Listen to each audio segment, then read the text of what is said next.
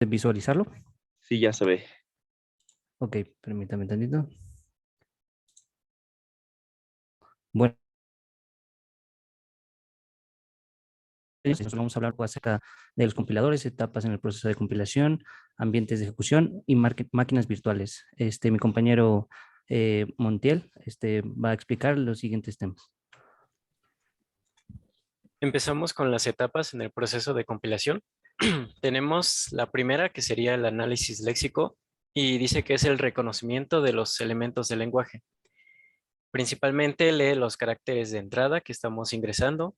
Este va a generar una secuencia de componentes léxicos que también le llamamos tokens. Va a eliminar los comentarios y delimitadores.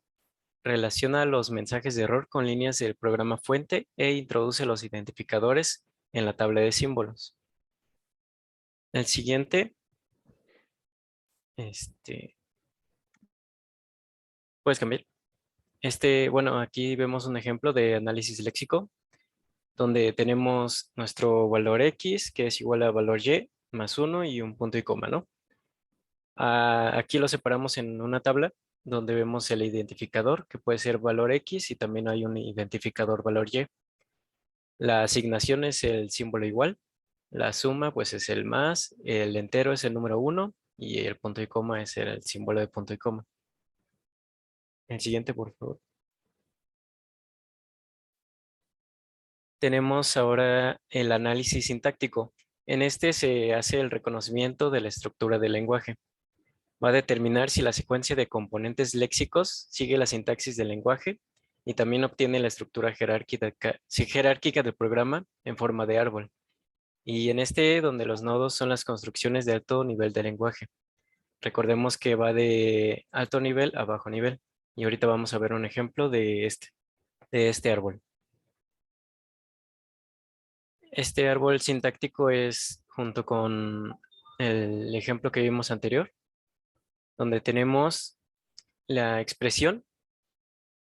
Esta expresión, tenemos que se separa en lo que asigna y el punto y coma lo separa para terminar.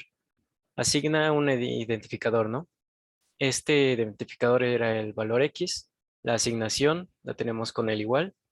Esa asignación se la ponemos a una operación que va a ser otro identificador, que es el operando. El operador va a ser la suma. El otro operando es el número entero. Y al final es el de hasta la derecha, que va a ser el punto y coma. Pasamos al siguiente. En este vemos las etapas en el proceso de compilación todavía, y es el último. Es en el análisis semántico. Dice que es el reconocimiento de la coherencia de entrada. Realiza las comprobaciones necesarias sobre el árbol sintáctico para determinar el correcto significado del programa. Y generalmente también se hace al mismo tiempo que el análisis sintáctico. Sí. Aquí vemos cómo puede ser el análisis semántico. Que nuestro valor X haya sido declarado antes de utilizarse. El valor Y también que haya sido declarado.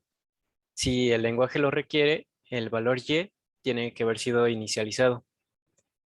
También que el valor Y y el entero número 1 sean del mismo tipo o que sean compatibles.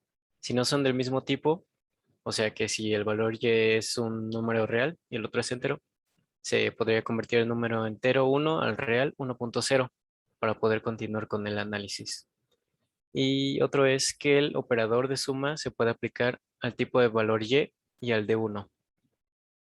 Que el tipo de valor X y el tipo resultante de valor Y más 1 sean el mismo o compatibles. El siguiente. Ahora vamos con las generalidades de cada etapa que vimos anterior. Son tres. La primera es el análisis léxico, que tiene un diseño más simple. Este mejora la eficiencia y mejora la transportabilidad. El siguiente, por favor. El sintáctico determina las relaciones estructurales entre los componentes léxicos, y esto es semejante a realizar el análisis gramatical sobre la frase en lenguaje natural. Y vamos a ver más adelante todo esto. Y la estructura sintáctica la definiremos mediante las gramáticas independientes del contexto. El siguiente. El último es análisis semántico. Aquí las tareas básicas van a ser la verificación e inferencia de tipos de asignaciones y expresiones, la declaración del tipo de variable y funciones antes de su uso, y el correcto uso de operadores, el ámbito de las variables y la correcta llamada a funciones. Pues ya, sigue mi compañero.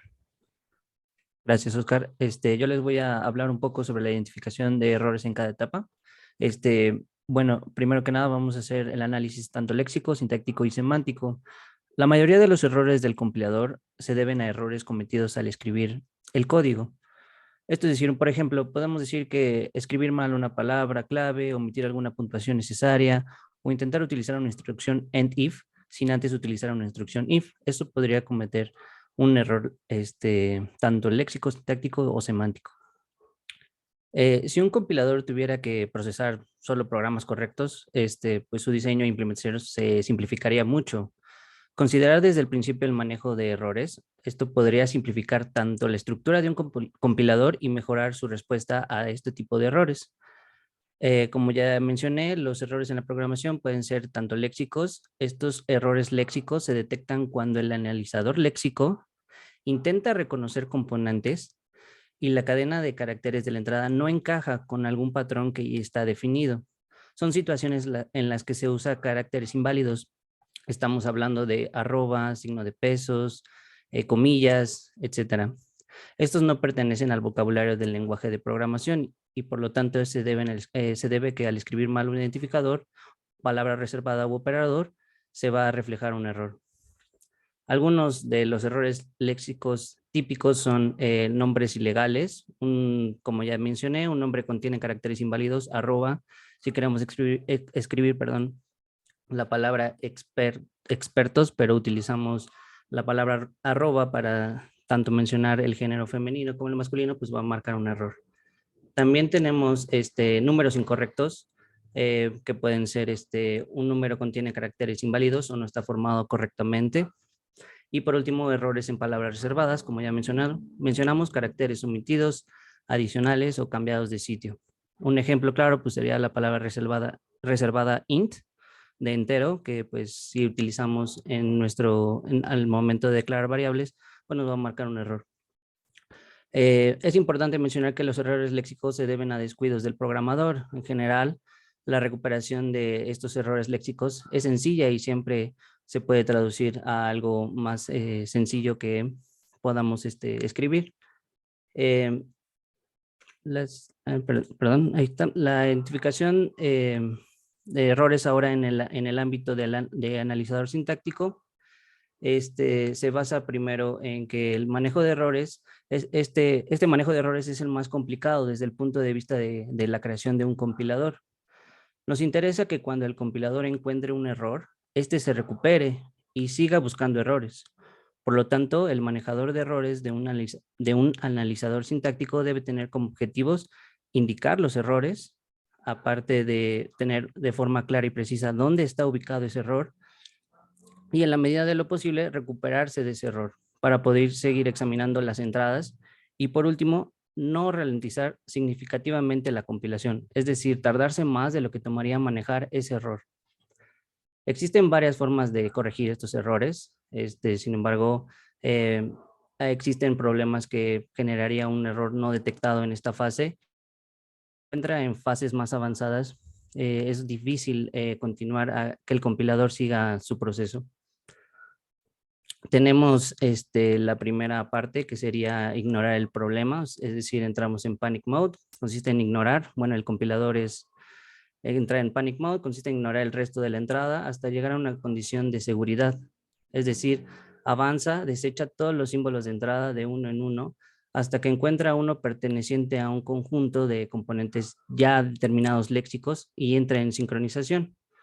Luego existe la parte de recuperación a nivel de frase, que una vez descubierto el error, hay que tener cuidado con este método, pues puede dar lugar a recuperaciones infinitas. Una corrección local típica sería sustituir una coma por un punto y coma.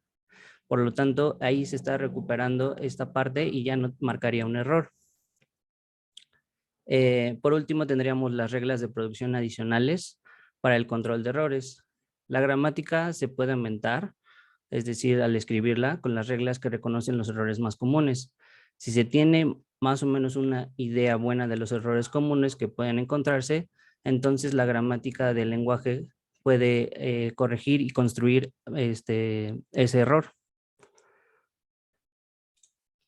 Para la parte de la cuestión semántica, tenemos que esto generalmente se produce cuando la sintaxis del código es correcta, pero la semántica o significado no es el que se pretendía.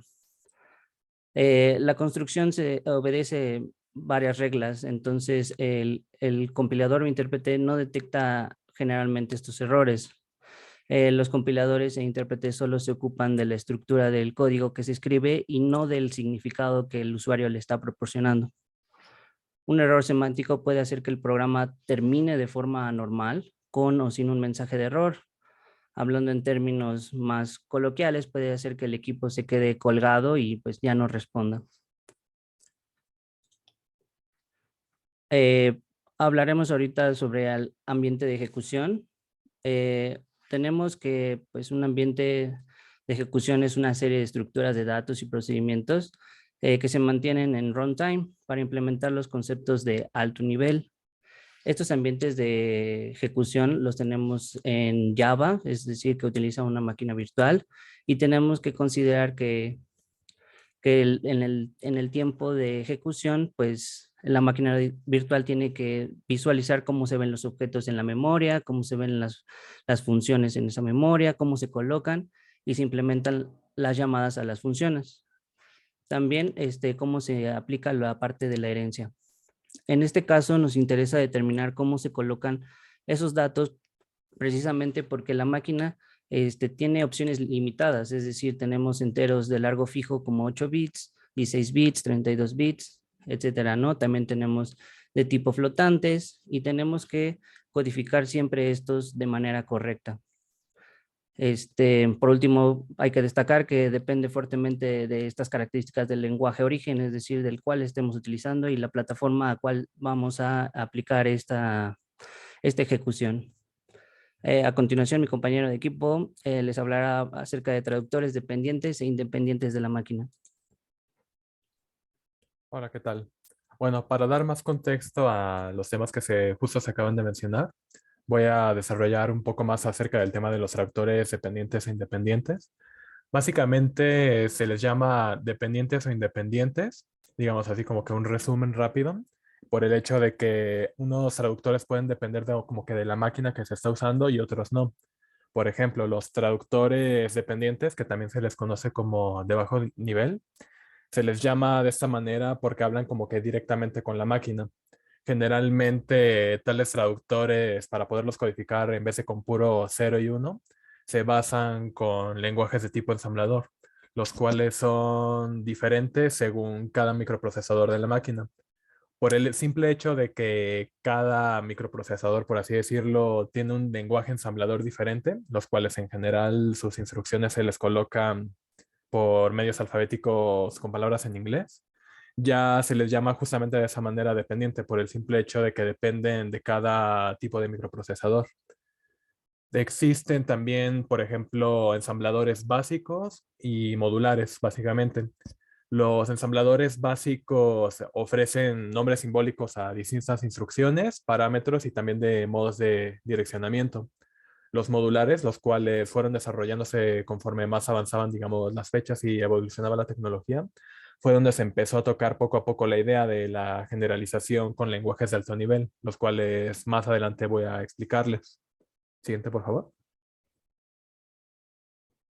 Unas cuantas ventajas y desventajas del uso de traductores dependientes, más que nada en el contexto de los compiladores, es que, por ejemplo, una de las ventajas más grandes es que cuando se usa un traductor de bajo nivel, el programa queda mucho mejor optimizado. Esto es debido a que justamente estamos como que hablando directamente con la máquina, pues, con el lenguaje ensamblador. No se necesita hacer una traducción como que digamos tan compleja y además se tiene un mayor control de la computadora. Justamente al trabajar más o menos directamente por el microprocesador, tenemos la opción de dar instrucciones mucho más específicas y elaboradas, las cuales algunos lenguajes de alto nivel realmente no nos permiten. Se pueden modificar, por ejemplo, bocinas, micrófonos y demás, incluso componentes de hardware. Igual, al trabajar directamente con el lenguaje ensamblador del microprocesador, no se depende para nada de librerías, pues, solo se requiere, digamos, un conocimiento justamente del lenguaje ensamblador que estamos usando. Y además de eso, se requieren muchísimos menos recursos, ya que, digamos, que el esfuerzo que tiene que dar el equipo es mucho menor a como cuando se tiene que usar varios lenguajes. Justamente un lenguaje dependiente con todas estas ventajas tiene varias desventajas. Por ejemplo, depende enteramente del hardware, de ahí de que se llama dependiente, ya que pues es diferente según cada microprocesador que se está usando. Además de esto, como las instrucciones de un lenguaje ensamblador no son tan, digamos, amplias como las de un lenguaje de alto nivel, se necesita un considerable mayor número de líneas utilizadas para hacer instrucciones cada vez más y más complejas. Se requiere un conocimiento profundo justamente del lenguaje ensamblador, ya que no es un lenguaje particularmente fácil. Y debido a esos 3 puntos anteriores, pues la probabilidad de que ocurran errores cuando se desarrolla un compilador con un traductor de bajo nivel aumenta considerablemente. Siguiente, por favor. Ahora, los traductores independientes, también conocidos como de alto nivel, son como los que estamos más acostumbrados a usar hoy en día. Se usa un lenguaje mucho más humano y además son transportables. Por ejemplo, ya aquí tenemos los famosos C, Java, Python y demás, que ese mismo lenguaje lo puedes usar en distintos equipos diferentes y va a seguir funcionando prácticamente igual. Solo existen por ahí tropiezos, digamos, y se hacen versiones diferentes, pero hasta cierto punto se pueden considerar transportables. Lo malo es que la máquina como tal no entiende directamente el uso de estos lenguajes, de tal forma que se necesitan ser traducidos justamente a un lenguaje como que más máquina. De ahí es que se usa la traducción por medio de los compiladores. Siempre que hemos usado, que hemos creado pues código y demás para varios proyectos y demás, se andan, por ejemplo, usando compiladores y demás. De ahí es que los lenguajes de alto nivel pueden ser traducidos para que la computadora finalmente lo pueda entender. Cuando un lenguaje de alto nivel se traduce para que la computadora lo entienda, es como se le conoce como programa fuente. Siguiente, por favor. Ahora, unas ventajas y desventajas de los traductores independientes es que, bueno, la principal, a mi gusto personal, es que el código generado es mucho más comprensible. Por ejemplo, es mucho más fácil leer un código en Python o en Java o demás que en un lenguaje ensamblador. Se requiere muchísima menos experiencia, digamos, para entenderlo. Y aparte, justamente como puede ser entendido en varias computadoras distintas y varios, justamente, lenguajes comparten ciertas características, eso lo hace mucho más fácil de usar. Otra vez se menciona es que un mismo código de un lenguaje o traductor de alto nivel se puede entender en distintas máquinas y sistemas operativos. No es absoluto esto, existen algunos que no funcionan en todos los sistemas operativos y que son como que más, digamos, exclusivos, pero en general la gran mayoría puede funcionar en casi todas las máquinas y sistemas operativos. Justamente como estos lenguajes son mucho más fáciles de entender y hasta cierto punto menos complejos, en el sentido de que se pueden crear tareas más, pues justamente complejas, con menos líneas, permite que el codificar dentro de un lenguaje de alto nivel para un traductor sea mucho más fácil. Además de esto, que como existe gran variedad de traductores de alto nivel, pues nosotros simplemente debemos escoger uno que se apegue más a lo que nosotros estamos buscando, ya que varios lenguajes y traductores pues especializan en ciertas maneras. Unos son más como que por cuestión gráfica, otros más por cuestión matemática, etcétera. Algunas desventajas del uso de los traductores independientes en el contexto de compiladores es que son más lentos tanto para, son justamente más lentos para cuando se usan que los lenguajes de bajo nivel, debido a que tienen diversos procesos para que la traducción del lenguaje que nosotros estamos tratando de comunicar a la computadora ocurra, pueda funcionar correctamente. Además de esto, como se mencionó, no todos los traductores y lenguajes son, digamos, generales. Algunos lenguajes de alto nivel requieren ciertas plataformas o sistemas operativos o características de hardware incluso para que puedan funcionar correctamente. Siguiente, por favor. Ahora, para dar un poco igual más de contexto al tema que se tocó antes acerca de las máquinas virtuales, son básicamente, como si te dijera, ordenadores de software que funcionan de manera virtual, como que dentro de un sistema, digamos, una computadora virtual dentro de una computadora física. Son entornos virtuales los cuales cuentan con su propio CPU, su propia memoria, almacenamiento, red y demás, los cuales se crean dentro de un sistema físico. Tienen, por así decirlo, varias ventajas y desventajas de igual forma. Y por ejemplo, unas ventajas de usar una máquina virtual es que sirven como una buena opción de recuperación ante pérdida de información o aplicaciones y demás, ya que toda esa información se encuentra como que aislada, digamos, en su propio espacio. Además de esto, se pueden gestionar y mantener con facilidad siempre y cuando se conozca cómo se usan, pero es relativamente fácil. Las máquinas virtuales funcionan principalmente con lo que se llama un hipervisor, el cual permite justamente que tales sistemas operativos se puedan aislar y gestionar independientemente uno de otro. Tal hipervisor como tal permite que la computadora, digamos, que está dando al ojo a las computadoras virtuales, la host, permita compartir sus recursos a las computadoras virtuales, las cuales se llaman guest.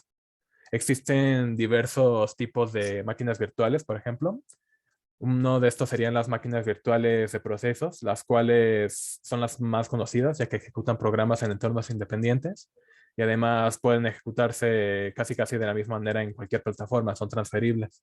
Y también existen las máquinas virtuales de sistema, las cuales, a diferencia de las anteriores, permiten como que compartir recursos físicos de un ordenador host entre varias máquinas, tipo como un servidor. Siguiente, por favor. Justamente como se dijo antes, las máquinas virtuales funcionan con hipervisores y existen dos tipos principales. Existen los hipervisores de equipos los cuales no tienen un sistema operativo. Varios de estos obtienen, digamos, ya de manera por default, según el sistema operativo de algunos, y trabajan directamente en el sistema de hardware. Unos cuantos ejemplos de estos serían el KVM o el kernel de Linux. También los hipervisores pueden ser alojados y sus recursos, justamente como se entiende en la pantalla, se programan ya como que dentro de un sistema operativo. Ya esto nos permite instalar varios sistemas operativos según nosotros necesitemos o queramos, para que así la compatibilidad de los programas que necesitemos pueda funcionar correctamente. Son útiles para realizar tareas, en el sentido de que si estás trabajando con programas poco estables o posiblemente peligrosos, si ocurre algo malo dentro de la máquina virtual, la máquina host no le ocurre nada malo. Además de esto, se puede la virtualización de servidores para que puedan trabajar varias personas, varios sistemas, pues. Y pues justamente pueden usar programas no compatibles dentro de la máquina virtual según lo que necesitemos. Si tenemos un programa que no corre bien en Windows o realmente no es compatible, podemos instalar una máquina virtual, por así decirlo, de Ubuntu, de Linux, de Mac o lo que sea, según nosotros necesitemos. Lo único malo del uso de las máquinas virtuales es que tienden a ser un poco inestables, ya que se necesita compartir los recursos del sistema para que puedan trabajar correctamente. Por ende, son menos eficientes y lentas que un ordenador físico normal.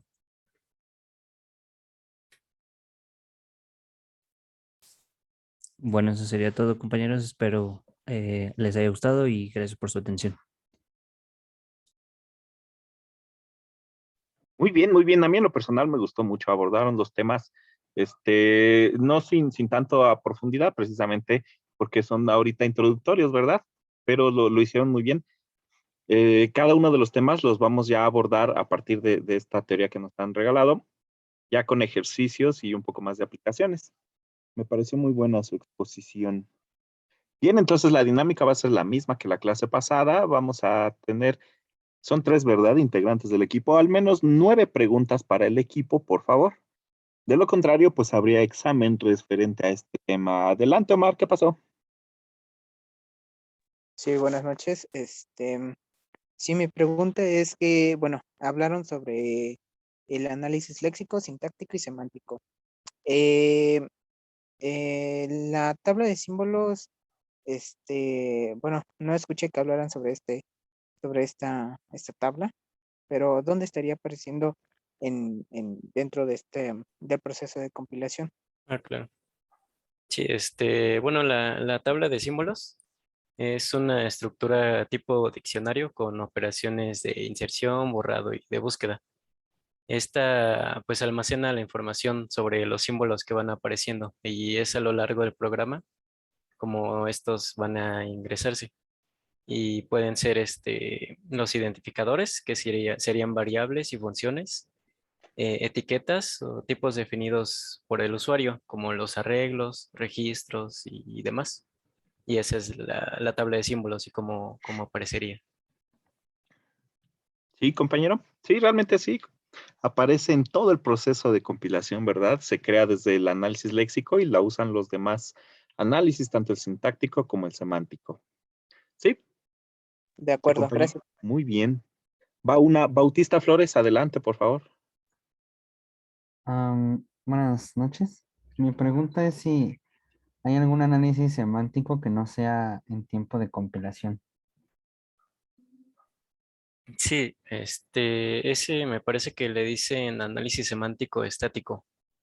Este, en este es necesario hacer el uso de esta tabla de símbolos que ya mencioné y, y es como estructura de datos donde se almacena la información sobre los identificadores que van surgiendo y a lo largo del programa. Pero pues sí, sí hay.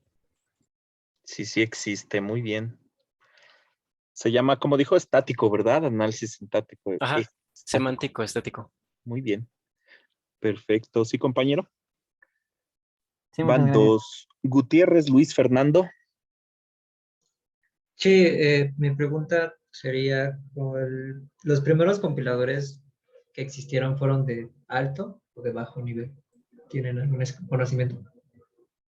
Sí, los primeros compiladores que se crearon, bueno, empezaron justamente como de bajo nivel y conforme fueron evolucionando primero de 16 bits a 32 bits y demás, como los que se usan ahora, como Lazarus o Atom, ya fue que se empezó a hacer la transición para que también existieran compiladores de alto nivel.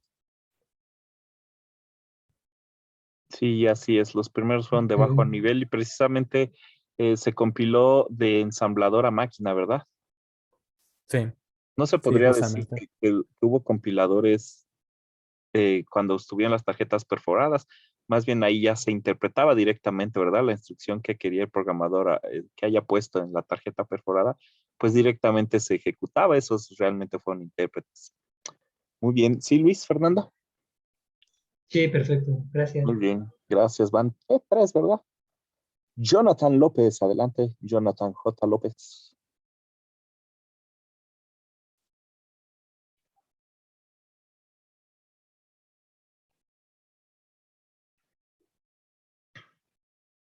No se le escucha. Preguntó en el chat, creo. Ah, en el chat. Ah, sí, es verdad. Dice, ¿algún ejemplo de traductores de alto nivel que no sean compatibles en sistemas operativos, que no sean compatibles entre sistemas operativos?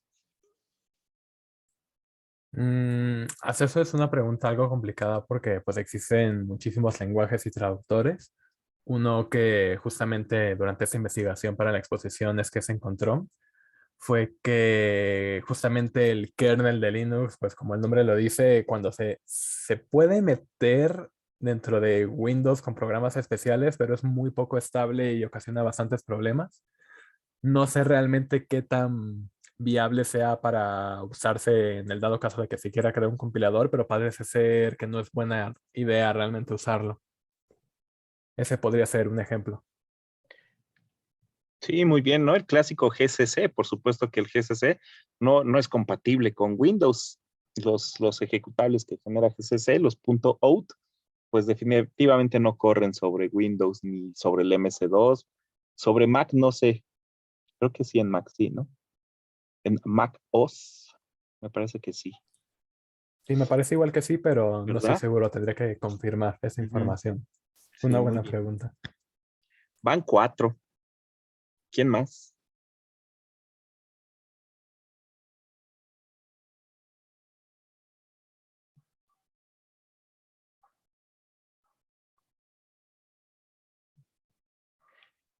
¿Quién más, compañeros? Ahí está Gutiérrez Luis de nuevo. Adelante, por favor, Gutiérrez. Sí, ¿hay alguna otra ventaja aparte de las que mencionaron para las máquinas virtuales? O sea, siento que sí está muy claro como de que la ventaja es que, por ejemplo, si vas a correr algo, pues evitar que se llene de virus la computadora y no como tener el host. Pero no sé, alguna otra ventaja o alguna aplicación en la que usen las máquinas virtuales hoy en día. Sí, las máquinas virtuales también son muy usadas como una opción de recuperación, ya que pues justamente, como lo acabas de mencionar, si se están usando programas sospechosos o demás, si ocurre pérdida de información, esta puede ser recuperada de una forma mucho más sencilla si es que se encontró originalmente dentro de una máquina virtual. Además de esto, está la clara ventaja de que un mismo ordenador físico puede tener muchísimos sistemas operativos virtuales instalados y pues ya se usa cada uno de acuerdo a la necesidad del usuario, lo cual es bastante pues bien, hace que se tengan muchísimas opciones para hacer y usar diversos programas. Esto corre un poco el riesgo de que se necesita el suficiente espacio y recursos para que funcionen pues tanto a buena velocidad como de forma estable, pero si tales requisitos se tienen, pues básicamente puedes tener muchísimos sistemas operativos en tu máquina y puedes decidir usarlos cuando quieras. Otra ventaja que tendrían las máquinas virtuales es precisamente pues andar jugando con la configuración, ¿no? Por ejemplo, de un servidor, jugar con la configuración de seguridad, cómo hacer que quizás se transfieran más rápido los archivos, ahí andar Ujú. jugando con los permisos, ¿no? Porque Tipo pues si como un echas, entorno de pruebas. ajá, sí, como para experimentar, ¿no? ¿Qué configuración me conviene más? ¿Cuál me tiene menos problemas, ¿no? Ya que si echan a perder la máquina virtual, pues simplemente la borran y crean otra. Ujú. Muy bien, Gracias. va. Van cinco. Adelante, Brian Bautista. ¿Brian o Brian? Brian normalmente me dicen. Le dicen el Brian. Qué feo. Casi, casi, Adelante, por favor. claro. ¿Existen otros tipos de errores, además de los sintácticos y de los, perdón, además de los errores semánticos, léxicos y sintácticos? Sí, sí existen. Estos realmente no son propios del compilador, son más bien errores lógicos. Estos impiden que el programa haga lo que estaba previsto. Entonces, el código puede compilarse y ejecutarse sin errores, perdón, pero el resultado de esa operación pues no genera lo que esperaba el usuario. Generalmente, pues igual es por una cuestión del programador, pero no caben dentro de lo parte del compilador. O sea, realmente el compilador está haciendo bien su trabajo, pero no es el esperado el resultado que se pensaba. Ok, de acuerdo. Gracias. A lo mejor, bueno, hay errores, ¿qué? Léxicos, ¿no? Cuando está mal escrita la palabra. Sintácticos, cuando no es el orden correcto. Semánticos, cuando no coinciden los tipos o el contexto, como en la programación de objetos. También hay otros que se llaman de corrección, cuando tu programa no hace lo que tú querías que hiciera, ¿no? Por ejemplo, tú querías que se imprimieran los elementos de un arreglo y se imprimen los elementos del arreglo más el siguiente en la localidad de memoria, ¿no? Y te imprime basura. Eso no querías que pasara y por un error que no es ni léxico, ni sintáctico, ni semántico, ocurrió, todo está bien escrito, en el mismo orden, con los mismos tipos de datos, pero no hace realmente lo que tú querías. Y el último, pues el de corrección global, ¿no? Esos errores no llegan a verse hasta en el momento de ejecución. Muy bien, ¿esa fue la quinta? ¿O la Sexta, ¿no? sexta? Sexta, ¿verdad? Adelante, Omar, por favor. Sí, dentro de la exposición hablaron sobre los traductores dependientes e independientes, que básicamente son de bajo nivel y alto nivel. Bueno, así lo comprendí. Pero ¿qué hace que un traductor, es decir, este, cómo, definimos a un lenguaje, o más bien a un traductor como independiente y a otro dependiente? Es decir, ¿qué los hace diferentes de una forma más compacta, por así decirlo? Ok, básicamente en resumen, un traductor se le conoce dependiente cuando se usa un lenguaje en el cual, como el nombre dice, depende de la máquina. Los lenguajes ensamblador generalmente tienen sus diferencias según el microprocesador que se está usando y por lo tanto, si varias computadoras tienen distintos microprocesadores, pues tienen sus diferencias cuando se usa su lenguaje ensamblador. Los traductores independientes ya son mucho más generales, en el sentido de que prácticamente cualquier computadora los puede usar y entender, y eso los hace transportables. Ya de aquí es cuando conocemos los lenguajes como que más comunes, los cuales estamos pues usando actualmente como Java, CC, eh, Python y demás. Son transferibles en el sentido de que un lenguaje puede usarse en la otra máquina y no ha de haber problemas en cuanto a dependencia. Sí, compañero. Sí, gracias. Muy bien, esa fue la séptima, ¿no? Adelante, ¿quién más?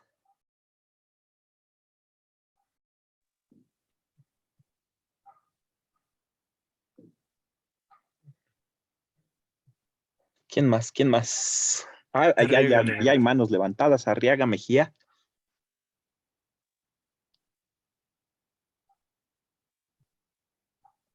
En el chat yo creo, ¿no? Creo que sí, no se le escucha. Escríbale en el chat, Arriaga, no hay problema.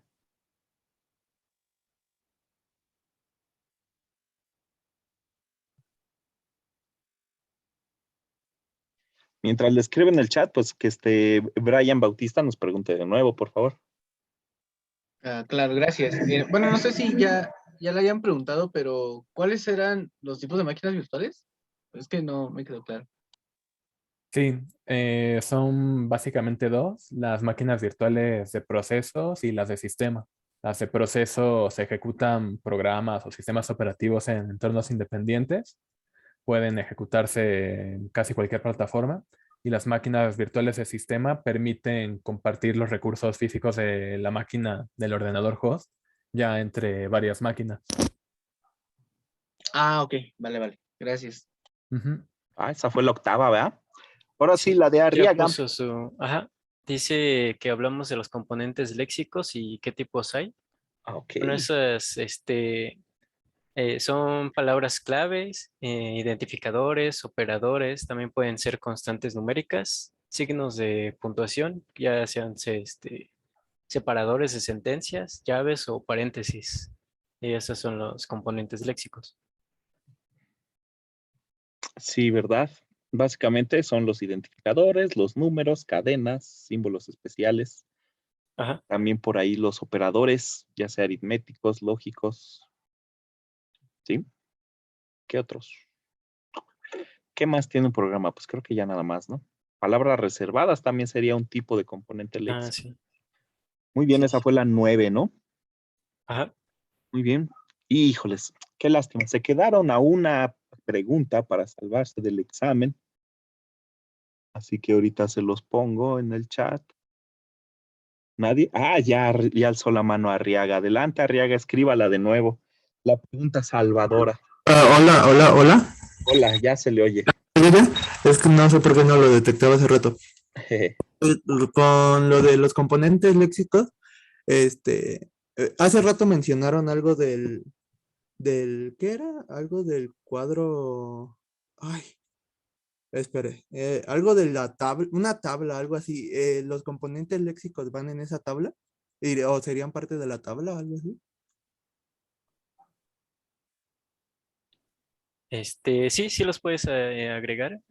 Era una separación del ejemplo que vimos del análisis léxico.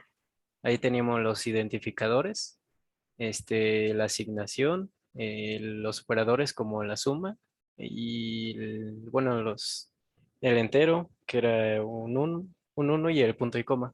Ahí lo podríamos agregar. Va, gracias. Muy Sí. bien, perfecto. Estuvieron a una pregunta, apenas si se salvaron. Muy bien, compañeros, muchas gracias. Muy buena exposición y también la sesión de preguntas. Muy bien, entonces, pues vamos a darle paso a Osorio Alvarado, Luna Colmenares y Rodríguez Serna, por favor.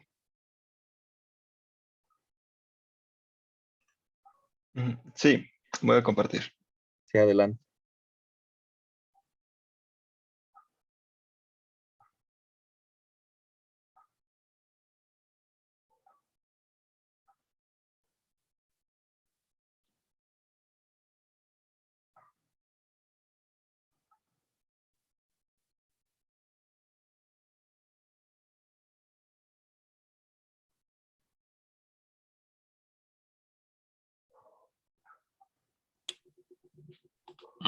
Buenas tardes, compañeros. En nuestro caso, el otro compañero, Luna, se dio de baja de la materia. Híjoles, qué cobarde. ¿Por Entonces, qué, oiga? No sabe. no sé, ¿Qué le tuvo miedo a ir a presencial? entonces, bueno, lo voy a suplir en esta presentación. Sí. Entonces, bueno, vamos a comenzar con el tema de autómatas finitos, deterministas y gramática regular. Siguiente, por favor. Bueno, para empezar a hablar sobre los autómatas regulares, primero hay que hablar sobre uno de los principales impulsores de la lingüística, que fue Noam Chomsky, que en 1956 presentó su teoría de las gramáticas transformacionales generativas, y que en este escrito prácticamente aritmetizó o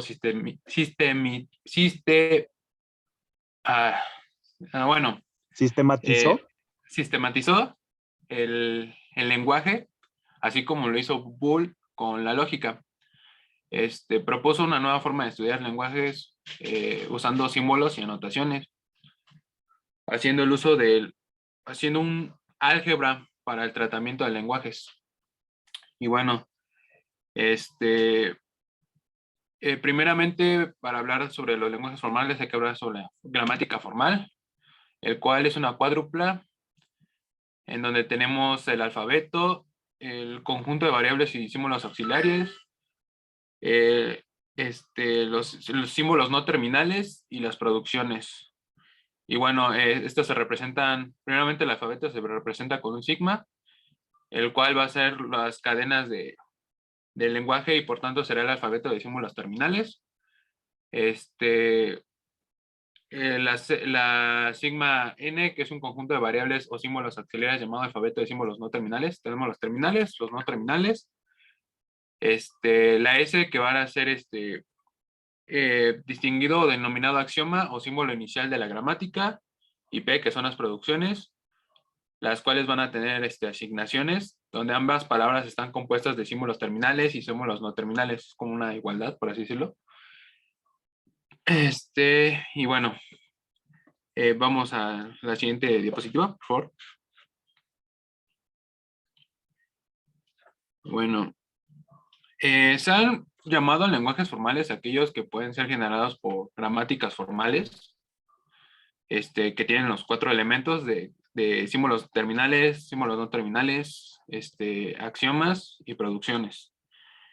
Entonces, Noam Chomsky definió que todos los lenguajes formales pueden clasificarse en cuatro distintos tipos: lenguajes de tipo 1, lenguajes de tipo 2, lenguajes de tipo 3, lenguajes de tipo 4, que se distinguen por el formato de las producciones, que son las asignaciones de las gramáticas que generan, y donde mientras más restricciones hay en la lengua, pues estas restricciones van a ser clasificadas en distintos tipos de lenguaje.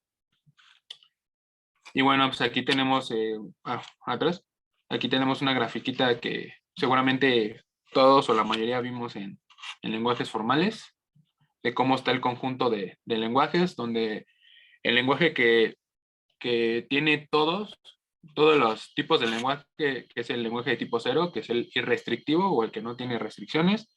Tenemos los lenguajes de tipo 1, que son dependientes de contexto o sensibles al contexto. Los lenguajes de tipo 2, que son libres y de contexto. Y los lenguajes de tipo 3, que son los lenguajes regulares, que va a ser el tema a abordar.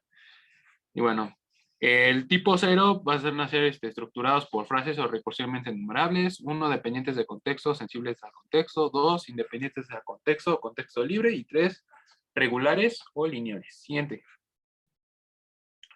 Y bueno, primeramente vamos a pasar por el tipo 1 y vamos a ver las características más importantes de él, que son los lenguajes estructurados por frases, denominados también como lenguajes recursivamente enumerables.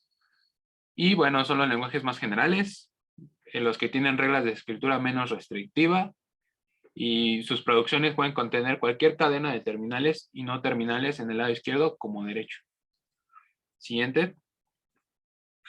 El siguiente tipo de lenguaje son los lenguajes dependientes de contexto o sensibles al contexto, en los cuales permite el reemplazo contextual de símbolos no terminales. El símbolo no terminal A puede ser reemplazado por la cadena gamma de terminales y no terminales y se encuentra flanqueada por alfa a la izquierda y por beta a la derecha. Siguiente. Los lenguajes de tipo 2, que son de contexto libre e independientes del contexto, es el tipo de lenguaje más empleado y más investigado y que hay más información sobre él, ya que es el que se usa para la programación y el diseño de compiladores. ¿Qué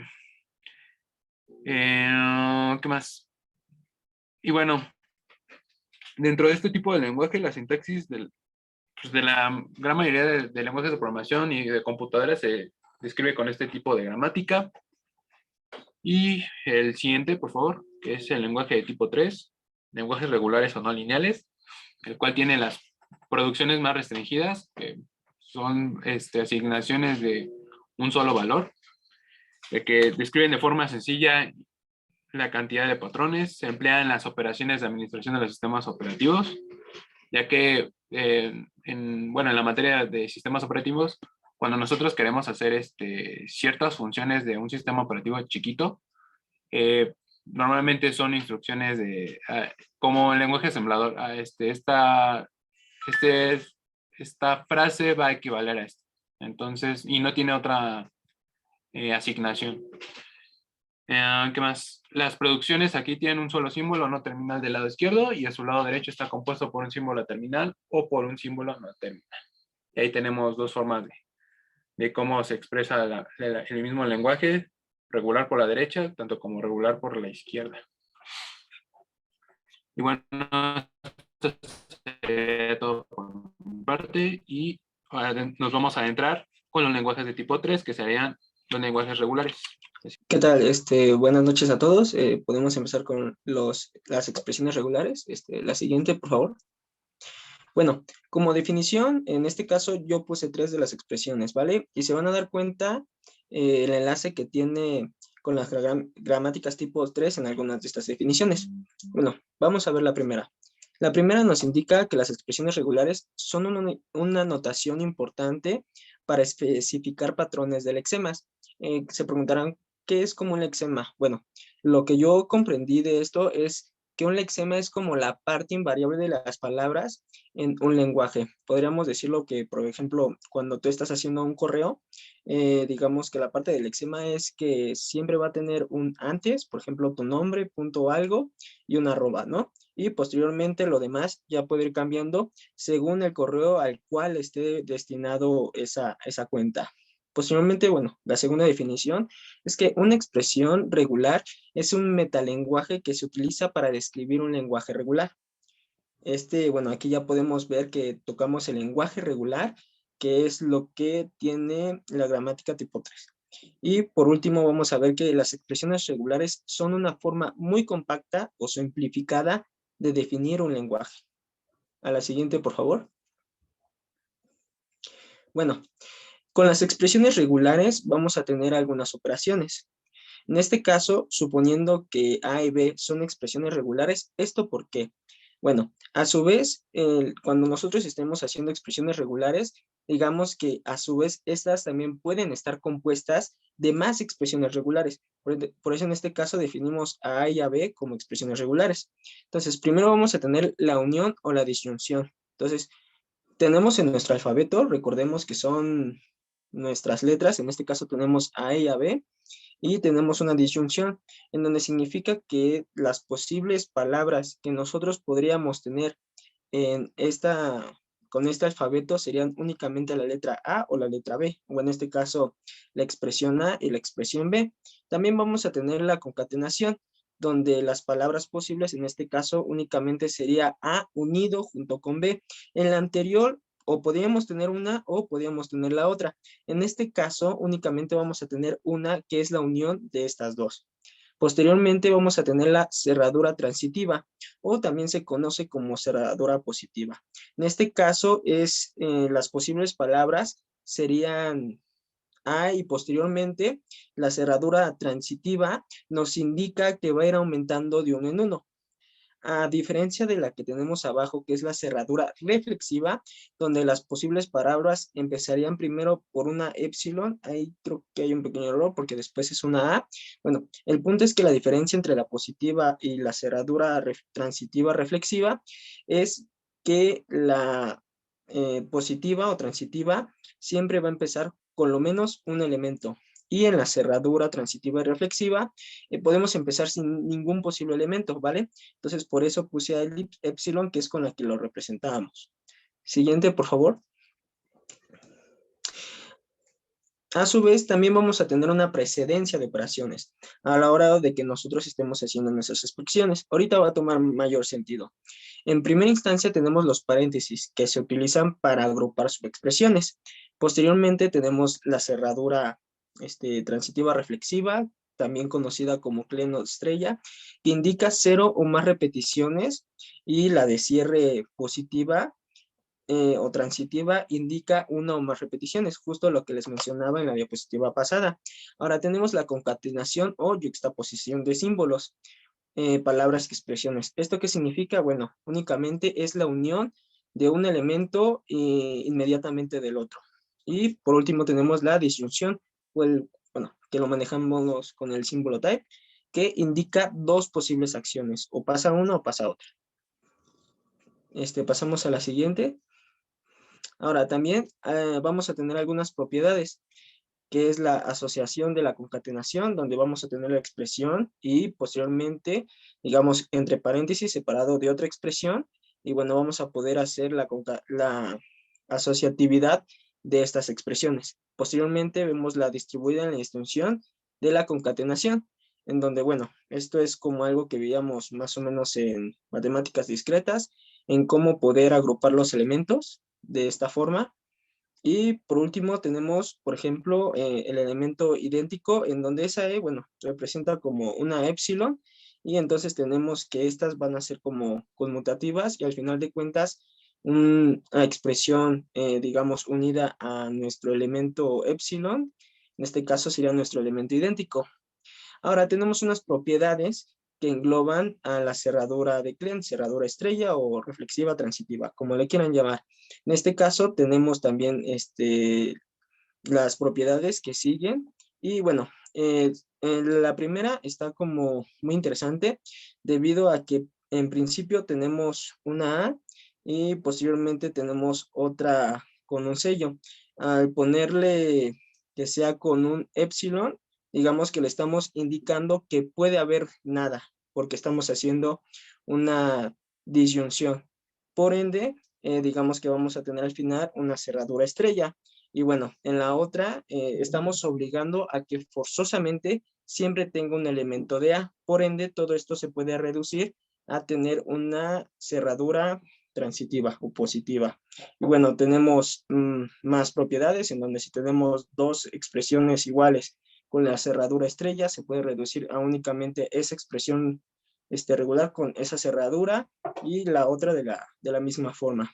Ahora bien, una vez que ya tenemos estas propiedades, vamos a empezar a poder armar de forma un poquito más algebraica nuestra expresión regular para poder definir un lenguaje.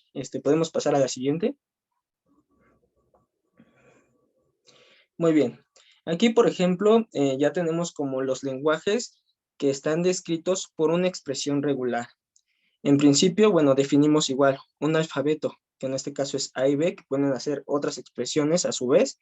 Y tenemos lo siguiente. Digamos que de esta forma vamos a pasar de la sintaxis, si lo quieren ver, anterior, a una que podemos ver de una forma más algebraica. Entonces vamos a ver que, por ejemplo, aquí tenemos un elemento de A en yuxtaposición con un elemento B con la cerradura transitiva, y vamos a poder definirlo como si A en yuxtaposición con B, donde, bueno, está elevado a la n más 1. ¿Por qué? Porque de esa forma obligamos o representamos una cerradura transitiva. en donde n siempre lo vamos a tender a definir como igual o mayor a 0. Es decir, que a su vez las palabras que vayamos formando de este lenguaje serían AB, ABB, ABBB y etcétera. Y por ejemplo también tenemos la otra, que en esta únicamente tenemos otro elemento de A con B en yuxtaposición, y bueno, vamos a tener que cada un elemento se puede integrar con, digamos, formar más palabras consigo mismo, en este caso igual, n está igualada a 0, y en este caso, bueno, ya aplicamos un poquito más de las propiedades que vimos anteriormente, en donde tenemos un,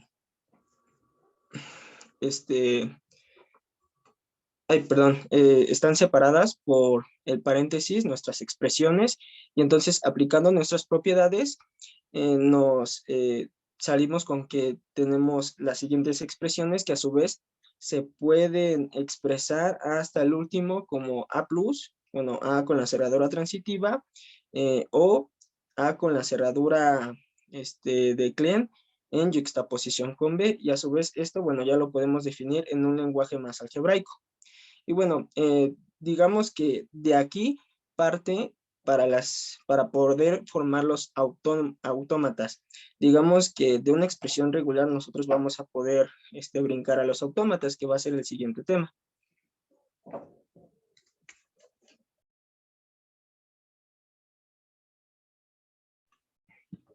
Hola compañeros, buenas noches. ¿Me escucho bien? Creo que sí, ¿verdad? Entonces, vamos a pasar a esta parte de autómatas finitos deterministas, o por sus siglas AFD, ¿no? Las características de estos autómatas, pues es que deben de contener un estado inicial y este debe estar previsto. Es decir, que a partir de este estado inicial que nosotros le pongamos, pues es donde van a empezar la ejecución, ¿no?, de su cadena.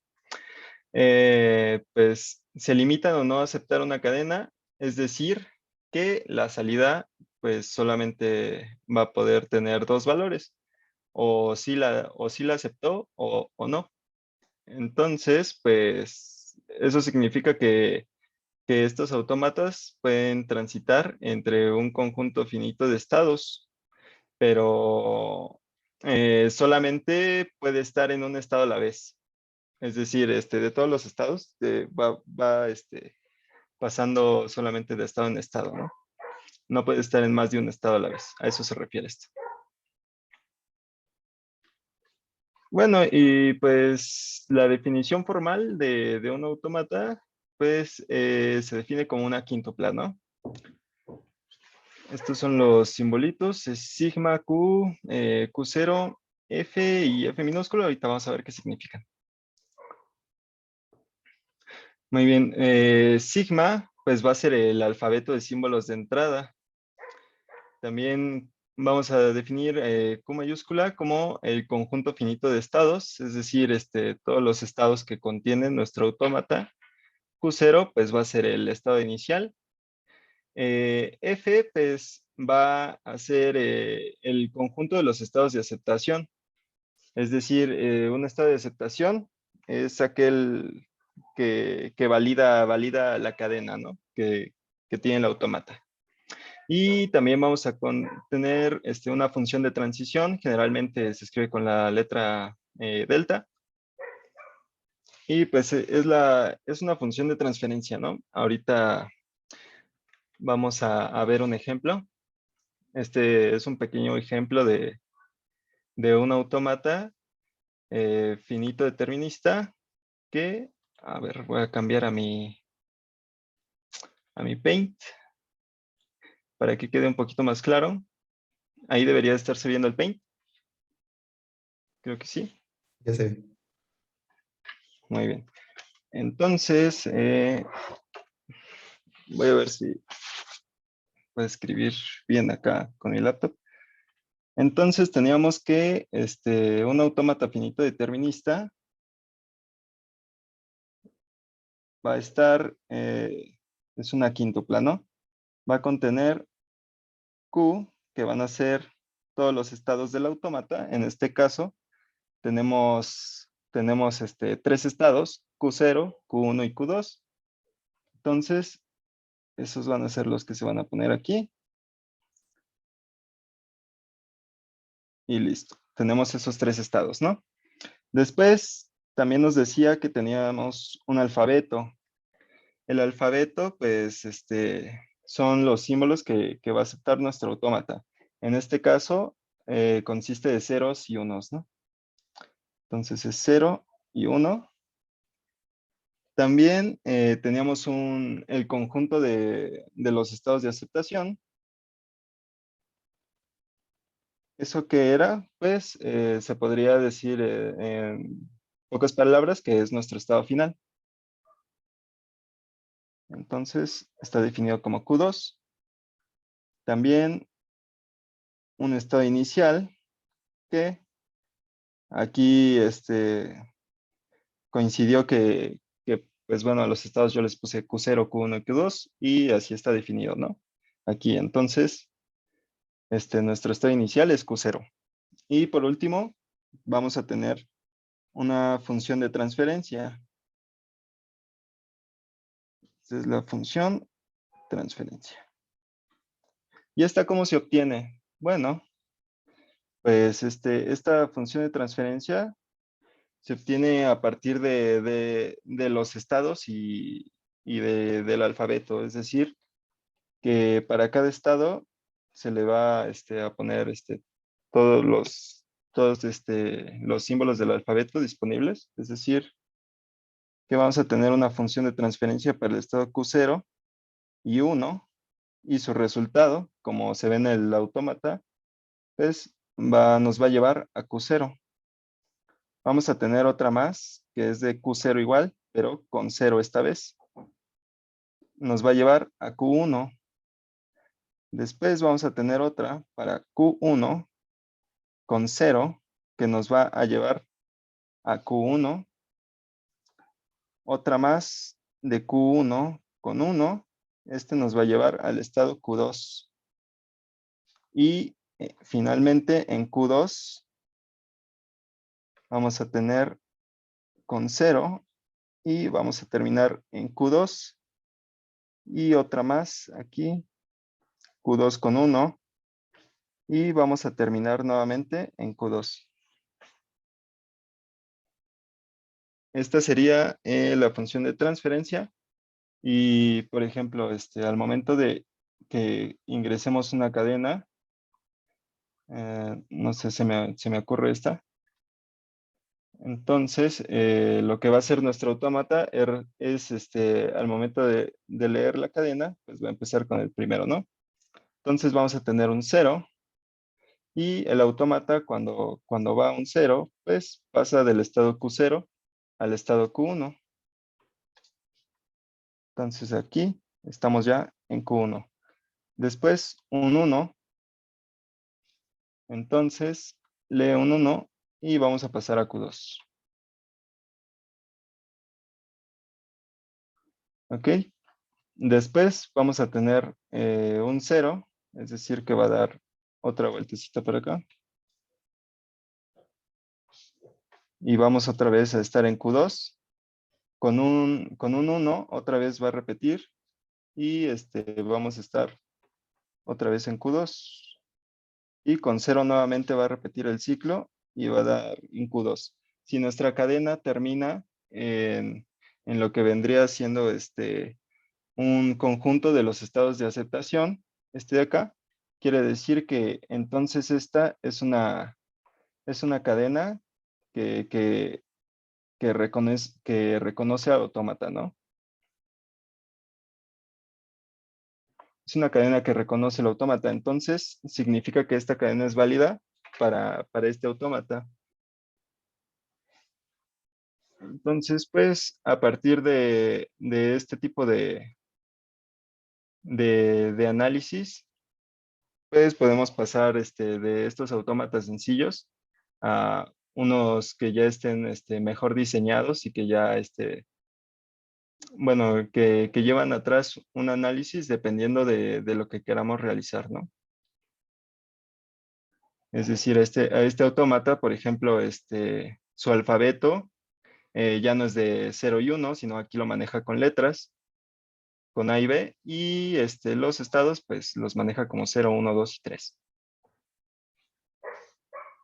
Entonces, pues espero con lo que les platicamos mis compañeros y yo, pues que les haya servido de ayuda. Muy bien, perfecto. Sí, bastante teórico, ¿verdad? Estos temas, en especial el primero. El segundo sí ya se pueden, ahí nos podemos divertir con más ejercicios y así. Entonces son dos personas, ¿verdad? Uno los abandonó. No, sí, somos Sí, 3. pero nos ayudó nuestro compañero Navid. Entonces, a él lo anotamos en el equipo, ¿qué? Está, de todas maneras, su nombre está en la presentación, ¿verdad? Sí. Sí. Digamos que él ya había expuesto la semana anterior. Ah, ya. Entonces, esta Perfecto, sería su muy bien. segunda exposición. Bueno, entonces vamos a juntar 8 preguntas. ¿Qué les parece? Adelante, Jonathan.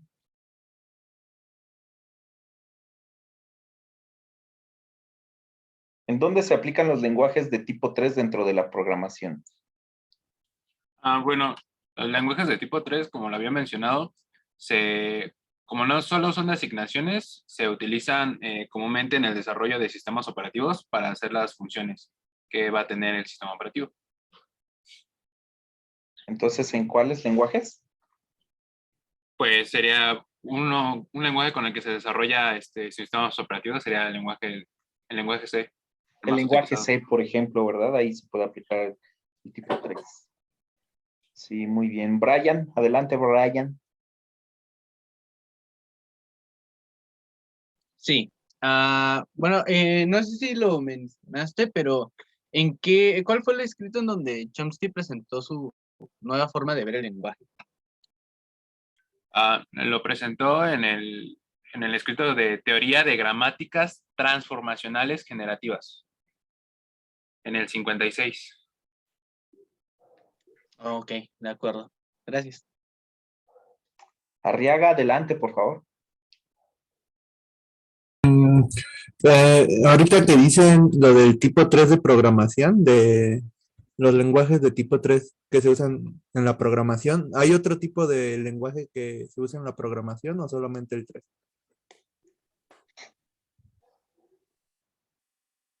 Como que no le entendí muy bien a su pregunta.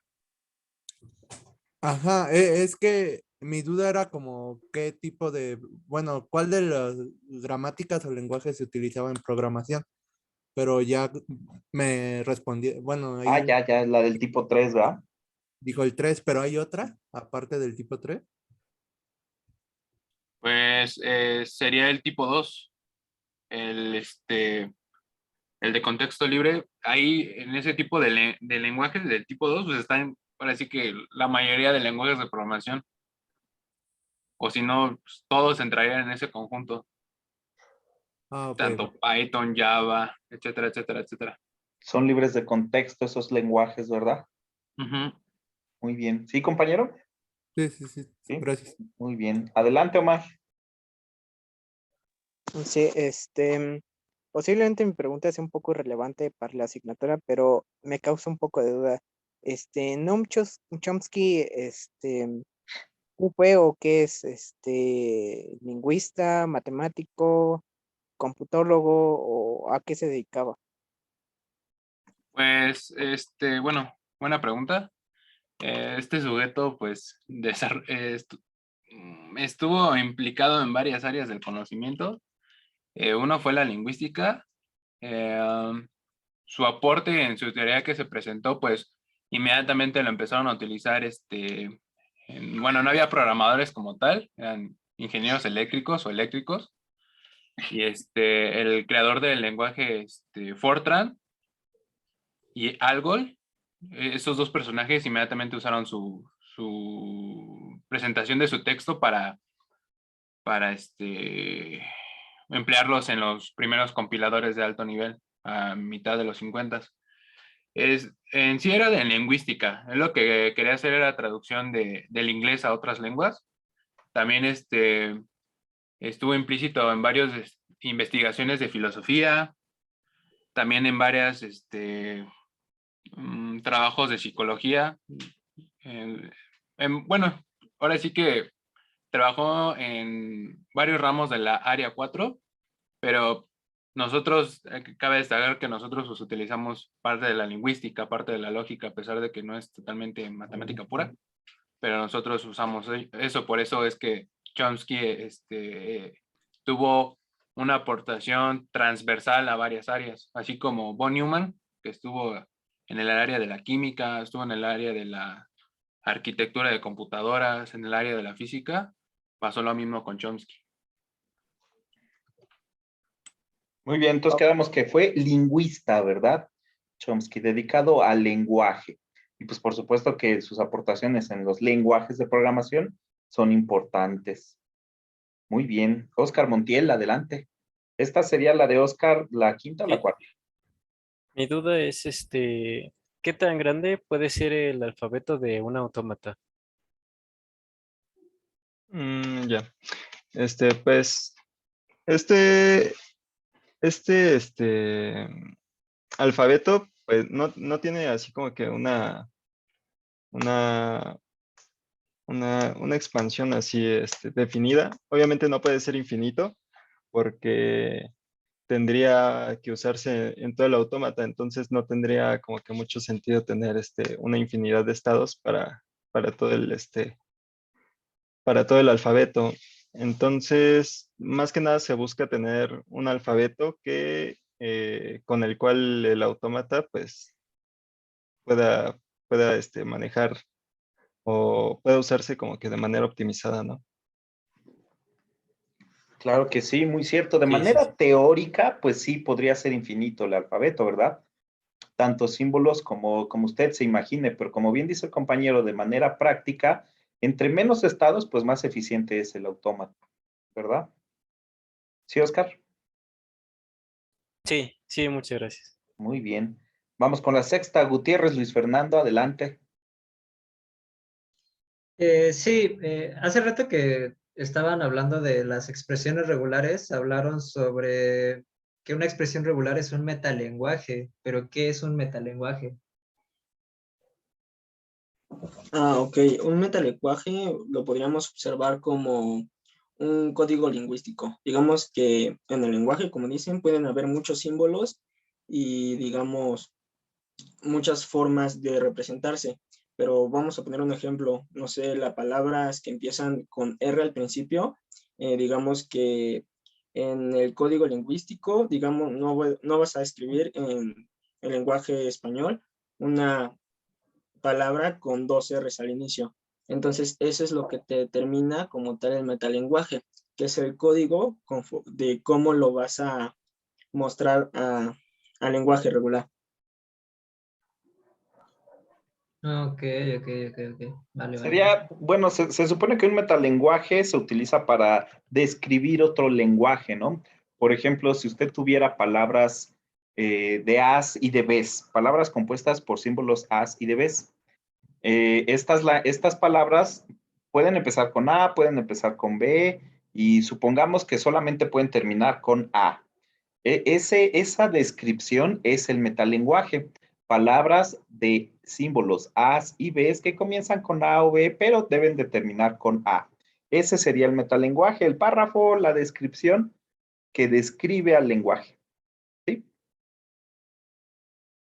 ¿Sí, compañero? Ok, sí, muchas gracias, profe Va, y va. compañero. No, gracias a usted. Muy bien, van 6, solo faltan 2. ¿Qué vamos a hacer? Yo tengo duda de cómo se formaba la función de transición en un autómata y si esta también se puede utilizar en una máquina de Turing. Esa es mi pregunta. ¿La repite, por favor? ¿Cómo se formaba la función de transición de un autómata? Por ahí lo mencionaron, pero no me quedó claro. La función de transición. Sí, creo que sí. ¿Sí, compañero? ¿La puede contestar o le ayudo?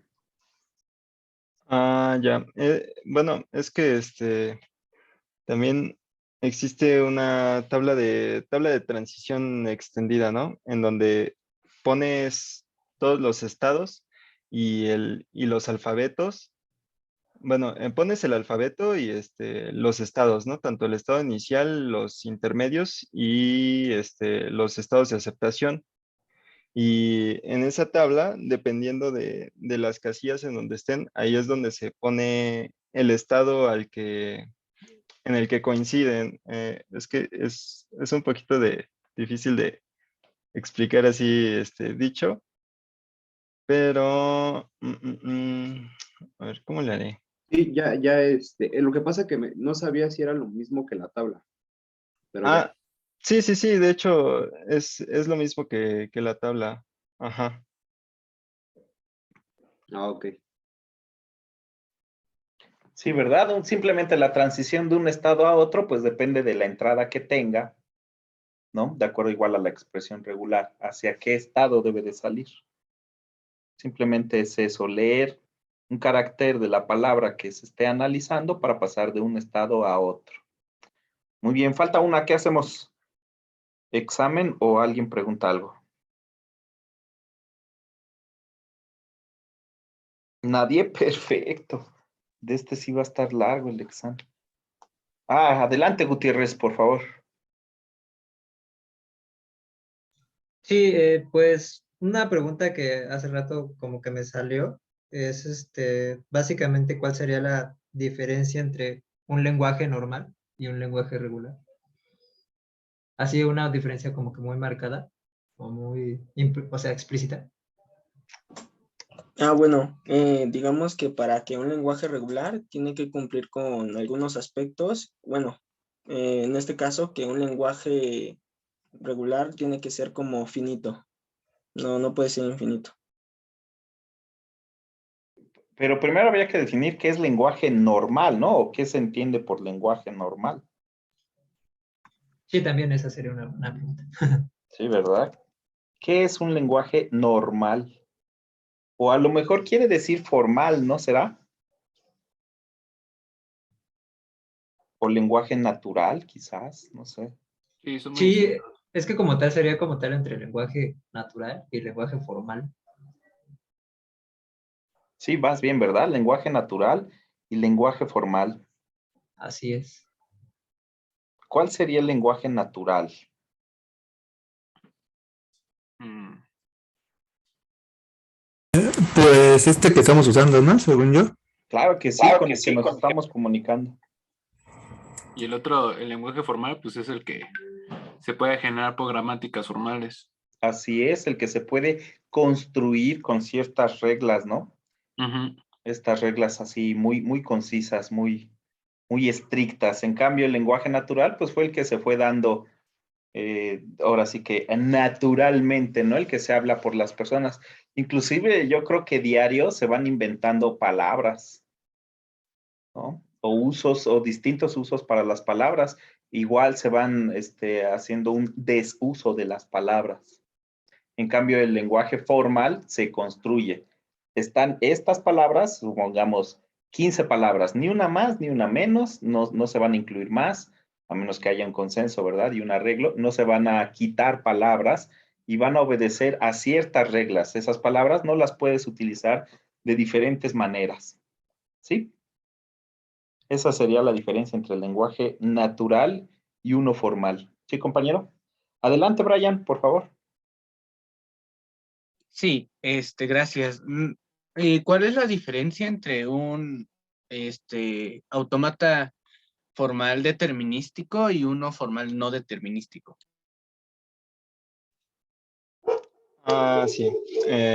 Bueno, pues consiste en que en la función de transición o de transferencia de un autómata formal no determinista, pues podemos tener más de un estado al que podemos ir.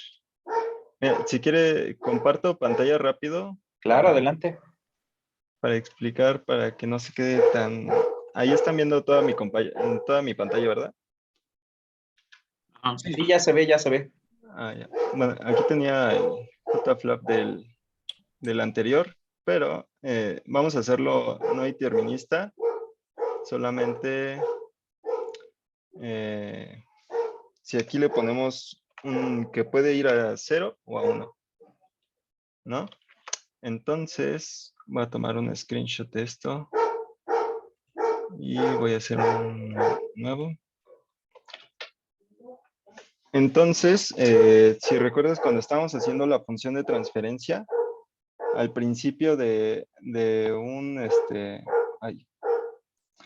autómata finito determinista, teníamos que,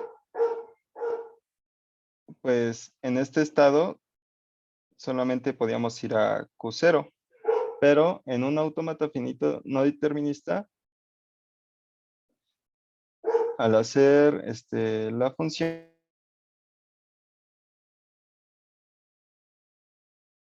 o de Q0 con 0, podemos ir tanto a Q1 como a Q0. No sé si se ve bien, porque con 0 podemos pasar aquí a Q1, pero también con 0 podemos quedarnos en Q0.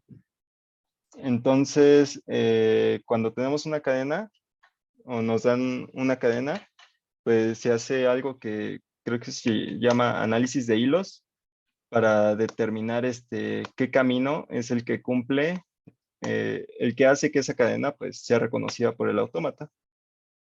No sé si ya quedó más claro con eso. Ah, ok, sí, ya quedó claro. De hecho, bueno, tengo entendido que en el AFND también como que hay estas transiciones vacías, ¿no?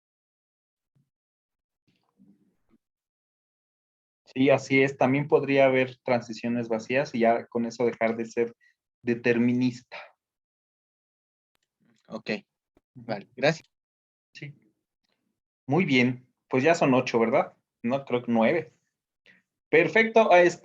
Muy importante esto último de los autómatas, las transiciones, los garfios, que operación asterisco y operación más. También de la operación interrogación va a ser muy importante, igual que la concatenación y pues todas estas transiciones. Entonces, con esto, pues yo les pregunto si necesitarían repaso, es decir, varios ejercicios de autómatas finitos determinísticos y de expresiones regulares. O ya creen que estamos listos para abordar los temas propios de compiladores con estos temas, con estos tópicos. ¿Hacemos ejercicios el lunes o nos aventamos así? ¿Qué quieren? Unos ejercicios, ¿no? De rápido. Unos ejercicios. Sí, aunque sean poquitos para recordar. Va. Ajá. El lunes. Entonces, lo único que les pediría es conseguir el JFlap. ¿Ok? Para el lunes. Si estuviéramos en el salón, ahí en el pizarrón los haríamos, pero pues para ahorita necesitamos el JFlap. ¿Va? ¿Sí lo tienen por ahí? Sí, profesor. Va, perfecto. Qué bueno que lo tienen. Bien, compañeros. Pues no sé si alguien más quiere agregar algo.